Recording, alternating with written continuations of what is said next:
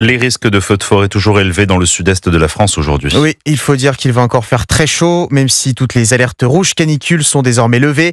Les 2/3 du territoire, 70 départements restent en orange. À quand le retour à la normale, Alexis Bourdon ? Eh bien, le thermomètre ne devrait pas baisser tout de suite. Pour cette seconde vague de chaleur de l'été, les températures vont rester très hautes. Dans le sud-ouest notamment, on devrait à nouveau dépasser la barre des 40 degrés. Il faudra attendre mardi prochain avant de constater un rafraîchissement.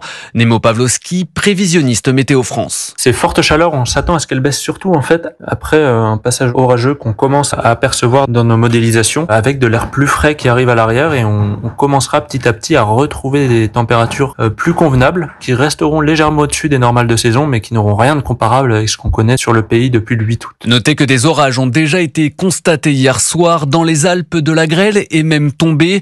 Cet épisode caniculaire est assez exceptionnel. De nombreux records de température ont été battus comme à Bordeaux par exemple. En début de semaine, le thermomètre affichait 41,6 degrés.